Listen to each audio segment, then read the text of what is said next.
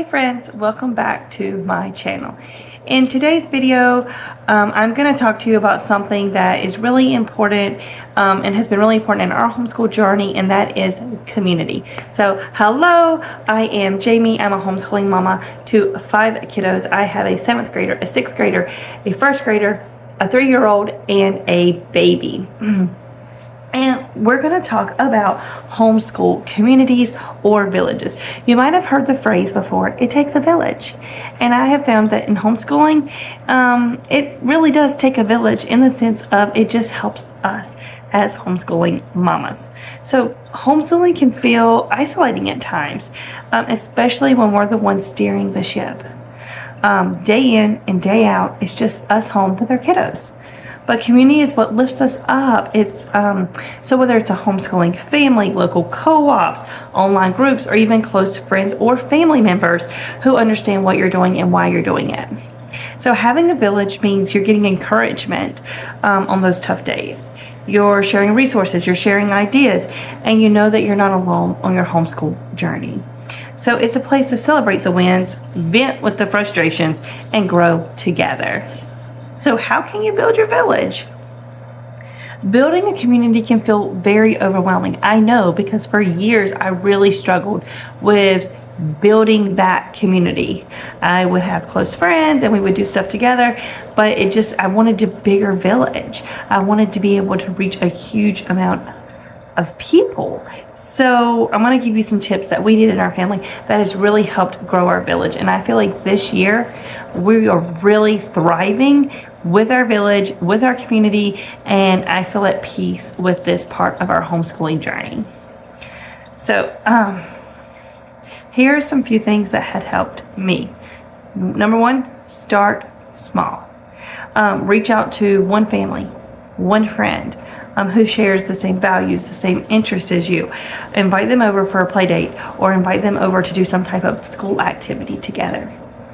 Part two, join local co-ops or classes.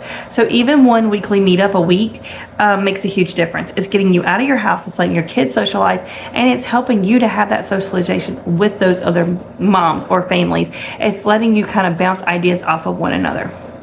I know for me personally, this year I'm actually teaching the groups. So if you can't find a co-op that your kids like, that is an interest for your family, you create the co-op. Say, oh, this is what my kids are into, I'm creating a co-op, and advertise it. Facebook is a great way to really reach, especially if you have homeschooling groups in your community. Next thing is use online groups. So yeah, we're talking again about that Facebook or any social media really.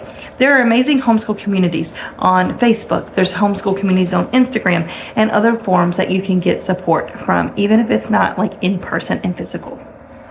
You can host casual gatherings. This is something else I really did this year. I was very purposeful starting back in January with creating my village, and I did a lot of different steps. I invited families over for play dates. I invited families over for us to have lunch together.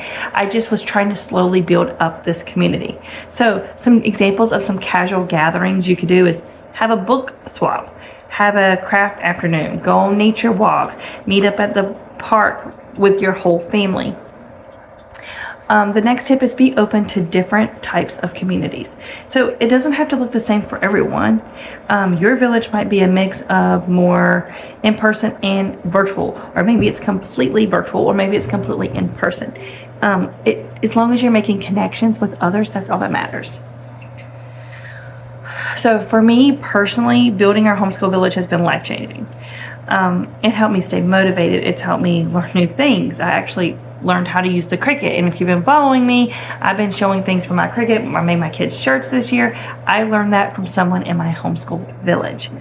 But remember, most of all, you're not alone. If you're feeling isolated, take one small step each week to reach out to someone. You might be surprised at how welcoming and supportive other homeschool communities and people in the homeschool communities can be. So, what about you? How do you build your homeschool village? Or what's one thing you wish you had more of in your community? Drop a comment below. I love to hear your stories and your takeaways. Thank you for being here today, and don't forget to like and subscribe to my channel for more homeschool encouragement, and I will see you next time. Happy homeschooling.